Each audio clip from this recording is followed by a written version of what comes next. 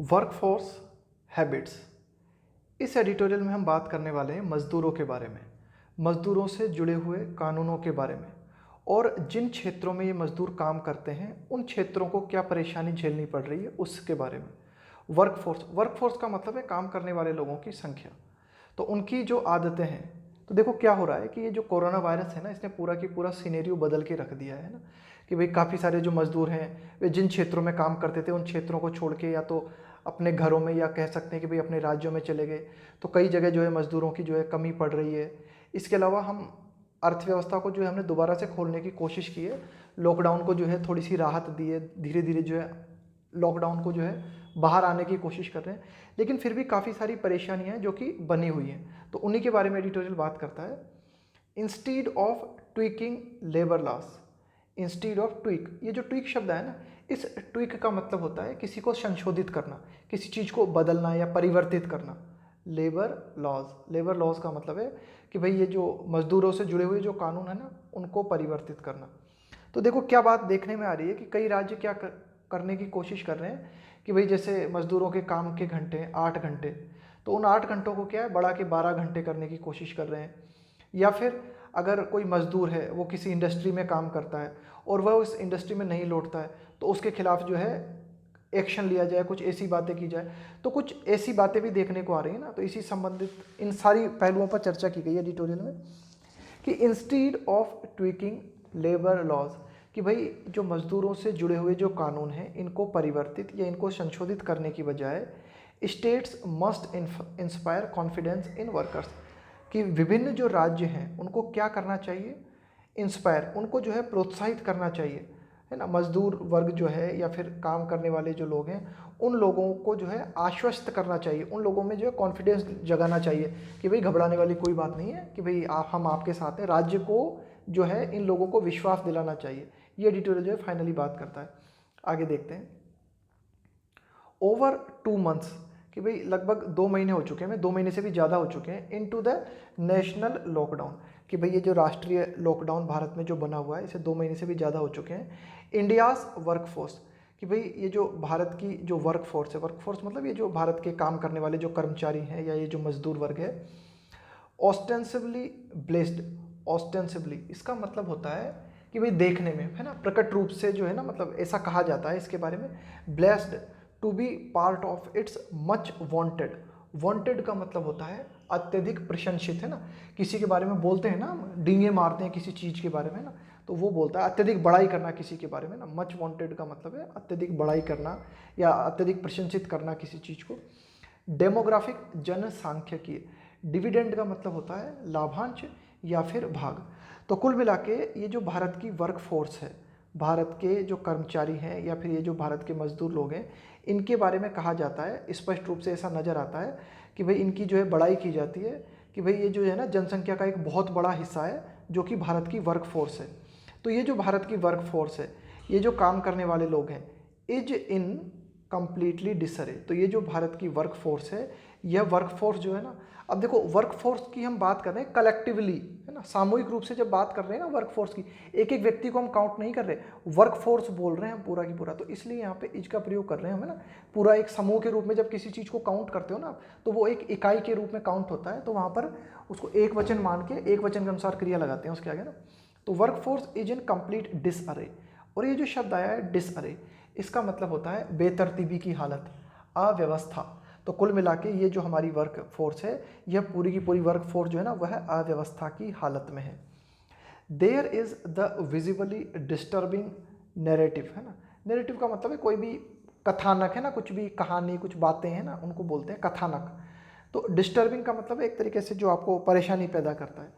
There is the visibly disturbing narrative of a few million workers trying to get back home from their respective urban lives, कि भाई एक कहानी तो हमें ये नज़र आती है ना, एक विचलित करने वाली कहानी तो हमें नज़र आती है, क्या, ए फ्यू मिलियन वर्कर्स, कि भाई कुछ मिलियन वर्कर्स हैं जो कोशिश कर रहे हैं कि हम जो है हमारे घर किसी तरह से पहुंच जाएं from their respective urban lives. Urban lives का मतलब है कि भाई वे वर्कर्स जो कि अपने शहरी जीवन से जो है ना, जिस भी शहर में वे रह रहे हैं उस शहर से वापस जो है अपने घर लौटने के लिए जो है प्रयास कर रहे हैं। क्यों?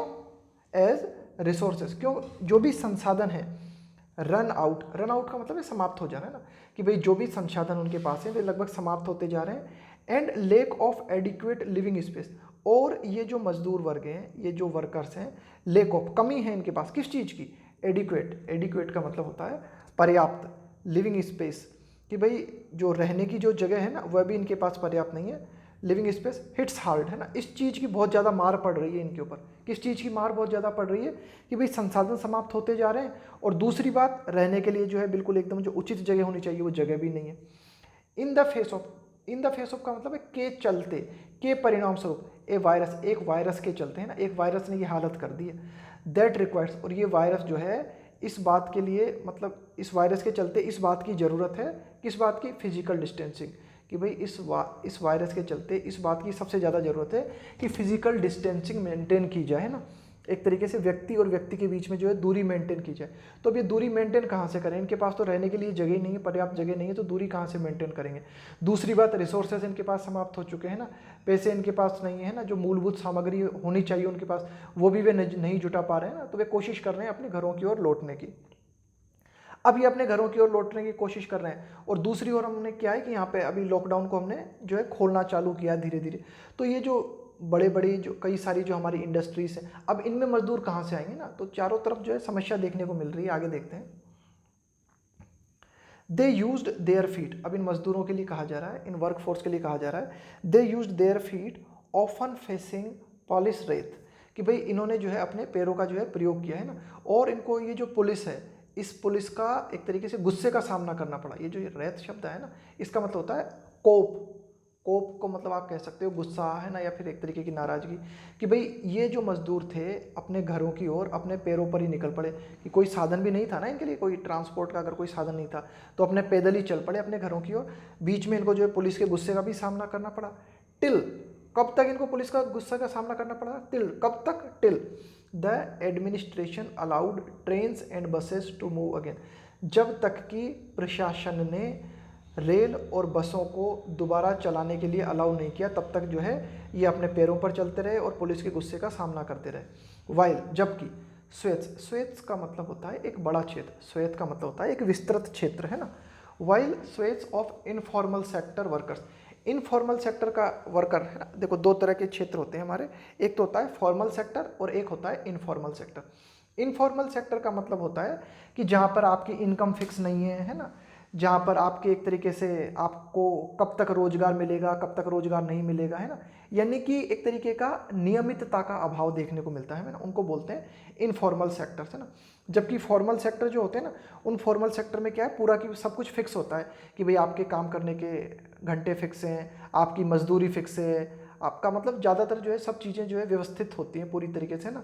फॉर्मल सेक्टर में जो भी लोग काम कर रहे हैं वो सरकार की निगरानी में होते हैं, उन पे प्रॉपर टैक्स लगता है ना, ऐसा कुछ हमें इनफॉर्मल सेक्टर में देखने को नहीं मिलता।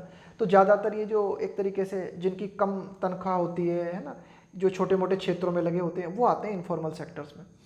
तो wide swathes of informal sector workers are moving away, move away का मतलब है दूर जाना, from their adopted base, adopted का मतलब है अपनाया हुआ, बेस का मतलब है आधार। यहाँ पे अडोप्टेड बेस का मतलब है कि भाई काफ़ी सारे लोग, ज़्यादातर संख्या तो ऐसे लोगों की ही है जो कि इनफॉर्मल सेक्टर्स में काम कर रहे हैं ना, अनौपचारिक क्षेत्रों में काम कर रहे हैं ना, जो कि बस जो मतलब मजदूरी मिल गई कभी नहीं मिली, कभी काम मिल गया कभी काम नहीं मिला, है ना। तो ज़्यादातर मजदूर जो है इन्हीं क्षेत्रों में काम कर रहे हैं। तो ये मजदूर जो हैं इनका एक विस्तृत क्षेत्र जो है वो मूव कर रहा है, वे जा रहे हैं ना, कि भाई अडोप्टेड बेस का मतलब है कि जहाँ पर ये जमे हुए थे ना, जहाँ पर ये काम कर रहे थे उस जगह को छोड़ के जा रहे हैं। The remaining 10% of the work force that is formally employed with social security benefits. अब देखो दूसरी बात मैंने बताई आपको, एक तो हो गया इनफॉर्मल सेक्टर, अब दूसरा आता है फॉर्मल सेक्टर। फॉर्मल सेक्टर का मतलब है कि भाई जिनको सोशल सिक्योरिटी प्राप्त होती है ना, सोशल सिक्योरिटी प्राप्त होने से मतलब है कि भाई उनकी इनकम फिक्स है एक तरीके से, है ना, उनकी जो है एक तरीके से उनकी इनकम फिक्स होती है, एक तरीके से उनको जो है सरकार की पूरी तरीके से निगरानी में होते हैं ना, उनको काफ़ी सारे लाभ प्राप्त होते हैं और तुलनात्मक रूप से जो है ना ज़्यादा सुरक्षित होते हैं। तो 90% लोग तो जो है इनफॉर्मल सेक्टर में लगे हुए हैं, बाकी के जो 10% लोग हैं जो कि फॉर्मल सेक्टर में है ना, एम्प्लॉयड विथ मतलब इसमें रोजगार कर रहे हैं, वो employed with social security benefits, है ना, जिनको कि भाई कुछ सामाजिक सुरक्षा से संबंधित लाभ प्राप्त होते हैं ना, आर बिसेट, बिसेट का मतलब होता है घिरे होना, कि भाई जो कुछ लोग हैं, है ना, ठीक है भाई, कुछ लोगों को जो है मतलब एक तरीके से ठीक तरह से उनको जो है क्या कहते हैं, प्राइवेट क्षेत्र है या फिर सरकारी क्षेत्र है, इनमें उनको नौकरी मिली हुई है तो उनको जो है टाइम टू टाइम वेतन मिलता है। लेकिन इन लोगों को भी काफ़ी सारी परेशानियों से घिरे हुए हैं। कौन सी परेशानी है इनकी? Pink slips. पिंक स्लिप्स का मतलब है कि भाई किसी को नौकरी से बर्खास्त करना। तो काफ़ी सारे लोग जो प्राइवेट क्षेत्र में लगे हुए हैं या फिर सरकार इस तरह के, मतलब ये जो विभिन्न प्राइवेट क्षेत्रों में लगे हुए लोग हैं ना, या फिर विभिन्न सरकारी क्षेत्रों में, तो इनको जो है मतलब ज़्यादातर प्राइवेट क्षेत्र में हमें देखने को मिल रहा है कि उनको जो है नौकरी से हटाया जा रहा है, उनको बर्खास्त किया जा रहा है ना, खास करके प्राइवेट क्षेत्रों में। फरलो, फरलोस का मतलब होता है अवकाश दे देना, छुट्टी दे देना, कि भाई जो ज़्यादातर लोग हैं ना उनको छुट्टी दी जा रही है कि भाई आप अवकाश पे चले जाओ, है ना। और सैलरी कट, या फिर इन लोगों की जो है सैलरी में कटौती की जा रही है ना, उनकी जो है वेतन में जो है वेतन जो है उनका कट किया जा रहा है ना, तो ये परेशानियां इनको देखने को मिल रही है। तो कुल मिला के वर्क फोर्स, चाहे वो फॉर्मल सेक्टर में हो चाहे वो इनफॉर्मल सेक्टर में हो, दोनों ही जगह ये जो काम करने वाले लोग हैं, है ना, कि भाई जो प्राइवेट क्षेत्रों में जो काम कर रहे हैं या फिर एक तरीके से मजदूरी कर रहे हैं, दिहाड़ी कर रहे हैं, इन सभी लोगों को जो है परेशानी झेलनी पड़ रही है। आगे देखते हैं द ट्रेंड। तो ये जो चलन है, ये जो ट्रेंड दिखाई दे रहा है, ड्रिवन बाय, अब ये जो ट्रेंड क्यों दिखाई दे रहा है, इसकी शुरुआत की गई है ना। ड्रिवन का मतलब है चालित करना, कि भाई ये जो चलन हमें देखने को मिल रहा है ना, ये चलन क्यों देखने को मिल रहा है, किसके द्वारा चालित किया गया है? By the slump in economic activity.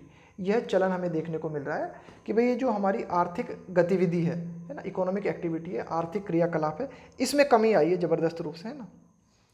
Cut across sector, और ये जो आर्थिक गतिविधि है इसमें कमी आई है, इसके चलते पूरे की पूरे जो भी विभिन्न जो क्षेत्र हैं हमारे अर्थव्यवस्था से जुड़े हुए, उन सभी क्षेत्रों में कट, है ना, कमी देखने को मिल रही है ना, हर क्षेत्र में। Restrictions have eased slightly.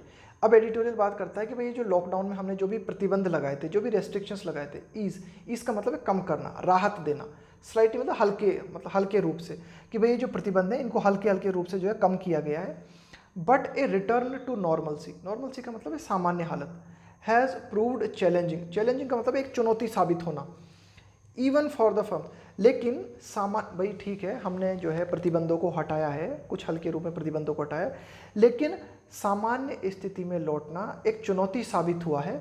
Even for the firms, यहाँ तक कि उन कंपनियों के लिए भी, that are allowed to operate, जिन कंपनीज को जो है अलाउ किया गया है कि भाई जो है आप अपना काम जो है ऑपरेट कर सकते हो, है ना, आप अपना काम जो है चला सकते हो, चालू कर सकते हो, largely due to inadequate manpower. Largely मतलब खास करके बड़े पैमाने पर अगर हम बात करें तो ड्यू टू किसके चलते? इनएडिक्वेट, इनएडिक्वेट यानी अपर्याप्त man power.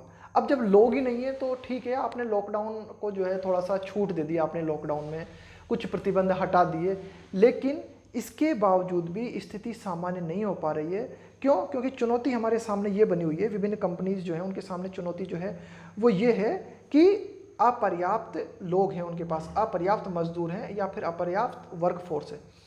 Industry representatives have pleaded, कि इंडस्ट्री रिप्रेजेंटेटिव, कि विभिन्न जो इंडस्ट्री हैं, अर्थव्यवस्था से जुड़ी हुई जो विभिन्न इंडस्ट्री हैं, उनके जो प्रतिनिधि हैं उन्होंने रिक्वेस्ट की है। प्लीड, प्लीड का मतलब होता है रिक्वेस्ट करना, है ना, विनती करना, निवेदन करना। Have pleaded with labour ministry, labour ministry मतलब श्रम मंत्रालय, to casual workers to return to their workplaces on being summoned. Casual, casual का मतलब होता है किसी की खुशामद करना, किसी को मनाना। तो देखो इंडस्ट्री से जुड़े हुए जो विभिन्न प्रतिनिधि हैं, इन्होंने श्रम मंत्रालय से ये निवेदन किया है। क्या निवेदन किया है? कि भाई श्रम मंत्रालय जो है ना, वह विभिन्न वर्कर्स को मनाए, भाई ये जो काम करने वाले लोग हैं, श्रम मंत्रालय इनको मनाए कि भाई ये जो काम करने वाले लोग हैं ना, ये अपने कार्यस्थल पर लौटे, वर्क प्लेसेस पे लौटे, ऑन बीइंग समन। समन का मतलब होता है किसी को बुलाना, कि भाई ये जो इंडस्ट्रीज़ है ना, कि विभिन्न जो इंडस्ट्री है, ये इंडस्ट्री अगर किसी को बुलाती है काम करने के लिए, तो इन इंडस्ट्रीज़ में जो है ये वापस लौटें, ये जो मजदूर है ना अपने काम के क्षेत्रों पर जो है लौटे, है ना। आगे देखते हैं।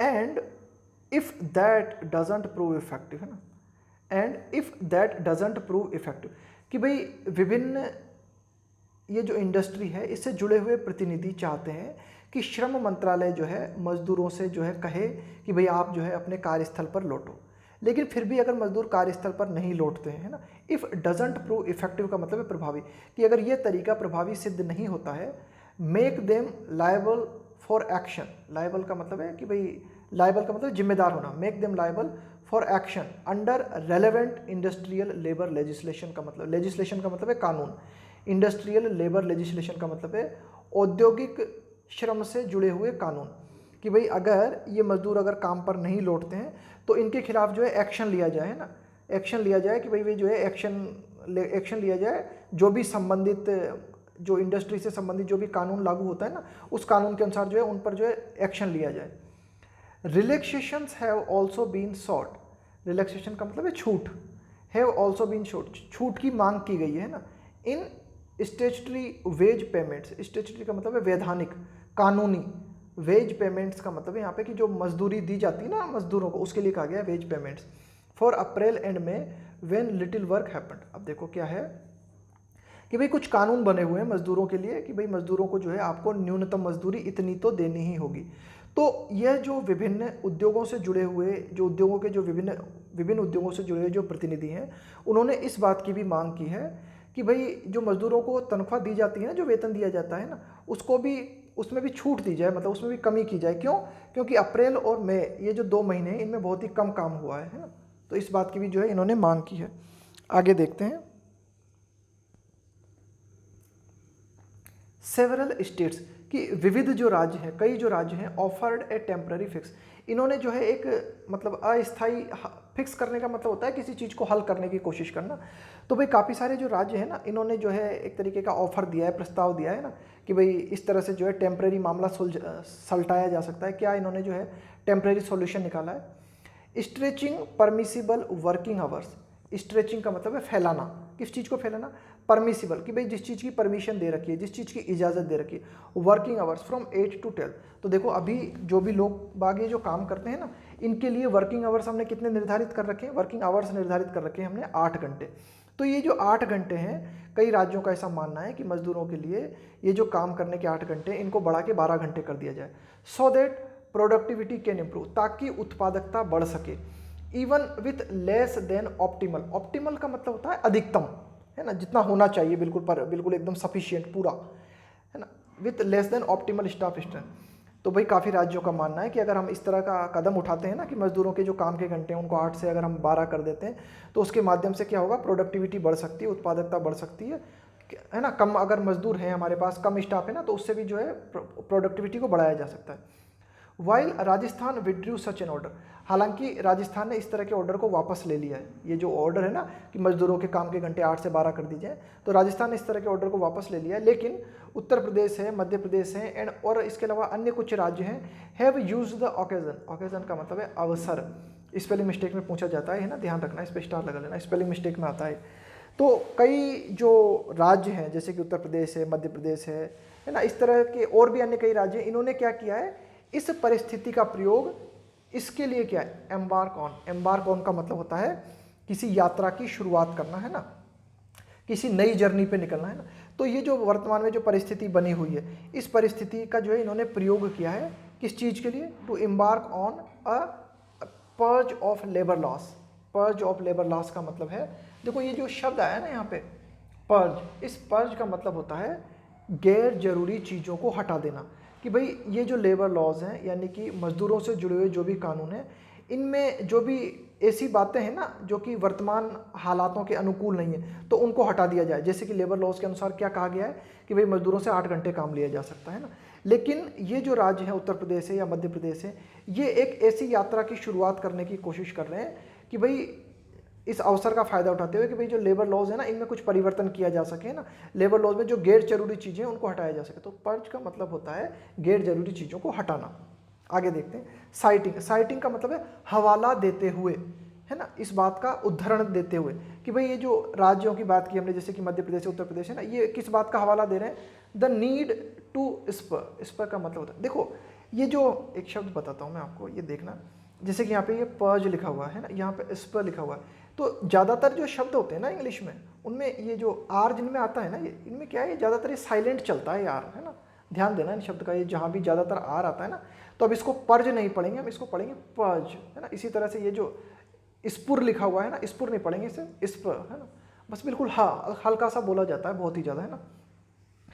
तो इन राज्यों ने, ये जो मध्य प्रदेश है या फिर उत्तर प्रदेश है, इन्होंने इस बात का हवाला दिया है, citing the need to spur investor confidence and revive. Revive का मतलब है पुनर्जीवित करना किसी चीज़ को, है ना, पुनः जान फूंकना किसी चीज़ में, जॉब क्रिएशन। तो भाई ये जो मध्य प्रदेश है और उत्तर प्रदेश है, इन लोगों का कहना है कि साहब ये जो इन्वेस्टर है, जो निवेशक हैं, है ना, इनको जो है आश्वस्त किया जा सके, है ना, इनके कॉन्फिडेंस को जो है लौटाया जा सके, है ना।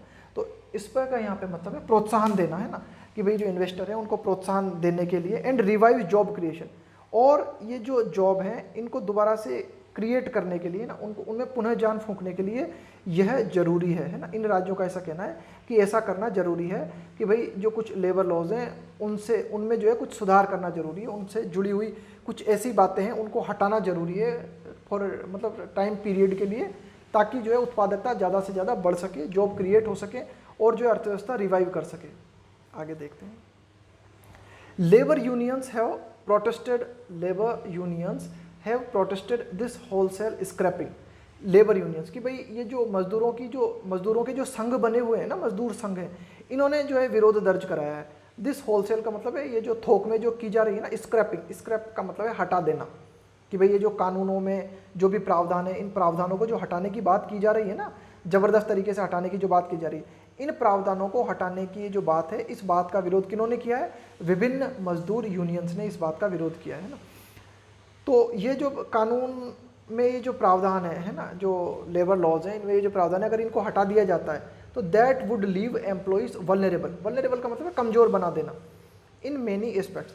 तो इसके माध्यम से क्या होगा, यह अगर इन कानूनों में जो प्रावधान है इनको हटा दिया जाता है तो यह छोड़ देंगे, विभिन्न कर्मचारियों को छोड़ देंगे बहुत ही कमज़ोर हालत में, इन मेनी एस्पेक्ट। एस्पेक्ट का मतलब है विभिन्न पहलुओं की दृष्टि से अगर हम बात करें तो यह जो संशोधन राज्य सरकारें करने की कोशिश कर रही हैं ना, कि भाई जैसे कि मजदूरों के काम के घंटे हैं उनको 8 से 12 कर देना, तो इसके माध्यम से क्या होगा, that would leave employees vulnerable. तो ये जो मजदूर लोग हैं ये जो है ना काफ़ी कमज़ोर स्थिति में चले जाएंगे, है ना, काफ़ी कमज़ोर स्थिति में छूट जाएंगे। Being a concurrent subject. अब देखो ये जो मजदूरों से जुड़े हुए जो कानून होते हैं ना, ये क्या है, संघ सूची में आते हैं। संघ सूची का मतलब है कि भाई जो मजदूर से जुड़े हुए कानून है इनको जो है राज्य सरकार भी बना सकती है और केंद्र सरकार भी बना सकती है, दोनों ही मजदूरों से जुड़े हुए कानूनों का जो है निर्माण कर सकते हैं। ये कॉन्करेंट सब्जेक्ट है इन द कॉन्स्टिट्यूशन। हमारे संविधान में ये जो सब्जेक्ट है ये संघ सूची में आता है। स्टेट्स, राज्य, हावेवर, हालांकि, need the centres node. Node का मतलब होता है सहमति। हालांकि राज्य जब मजदूरों से संबंधित कानून बनाते हैं या उसमें कोई फेरबदल करते हैं तो उन्हें केंद्र सरकार से सहमति लेनी पड़ती है टू इफेक्ट दीज चेंजेस, कि भाई राज्य सरकार ने चेंज तो कर दिया लेकिन ये जो बदलाव राज्य सरकार करती है उन बदलावों पर केंद्र सरकार की मोहर लगनी जरूरी है, केंद्र सरकार की सहमति जरूरत होती है। फॉर नाउ, फिलहाल के लिए, लेबर मिनिस्टर संतोष कुमार गंगवार, कि ये जो हमारे श्रम मंत्री हैं, कौन है ये, संतोष कुमार गंगवार है ना, अपीयर्स प्रतीत होते हैं, डिसइंक्लाइंड टू एग्री। इंक्लाइन का मतलब होता है रुझान होना, कि भाई आप जो है आपका रुझान है, आप इच्छुक हो उस बात को। डिसइंक्लाइन का मतलब है रुझान न होना, इच्छुक ना होना, डिसइंक्लाइन टू एग्री। तो फिलहाल जो राज्य सरकारों के जो प्रस्ताव है ना मजदूर कानून में संशोधित करने के, तो इनकी ये जो है ना परमिशन देते हुए प्रतीत नहीं होते। लेबर मिनिस्टर जो है इन्होंने जो है एक तरीके से अनिच्छा जाहिर की है अपनी, है ना, ये सहमत नहीं है राज्यों के साथ। आगे देखते हैं। ऑफिशियल इंस्ट्रक्शंस, कि भाई एक तरीके से आप कह सकते हो कि भाई ये जो औपचारिक जो इंस्ट्रक्शंस है, निर्देश है, to keep paying employees amidst, है ना, टू कीप पेइंग एम्प्लॉइज, कि भाई ये जो कर्मचारी हैं इनको वेतन देते रहना है। अमिडस्ट का मतलब है के बीच।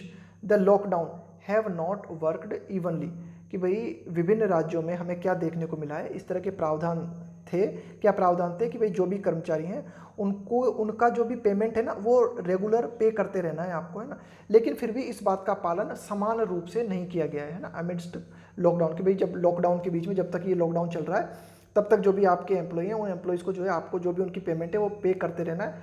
लेकिन ये जो इंस्ट्रक्शन है, ये निर्देश है, हैव नॉट वर्कड इवनली मतलब समान रूप से, इन निर्देशों का पालन समान रूप से नहीं किया गया।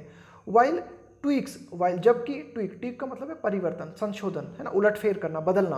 वाइल ट्वीक्स सच जैसे कि लोअरिंग द ईपीएफ का मतलब होता है एम्प्लॉइज प्रोविडेंट फंड कंट्रीब्यूशन, है ना, contribution rate do not amount to का मतलब होता है equal to much relief for firms और देयर स्टाफ। अब देखो कुछ इस तरह की बातें की गई है, क्या किस तरह की बातें की गई है, जैसे कि भाई ये जो एम्प्लॉय का प्रोविडेंट फंड होता है ना, इसमें कमी करने की कोशिश की गई है ना, इस तरह के कुछ ट्वीक किए गए हैं, कुछ बदलाव किए गए हैं, लेकिन इनसे कुछ ज़्यादा परिवर्तन नहीं आया है ना। Do not amount to equal to much relief for firms, कि भाई ये जो हमारी फर्म्स हैं या जो कंपनीज हैं इनको कोई ज़्यादा राहत नहीं मिली है इस चीज़ों से कि भाई आपने प्रोविडेंट फंड कम कर दिया तो है ना, या फिर ना इनके स्टाफ को ज़्यादा राहत मिली है।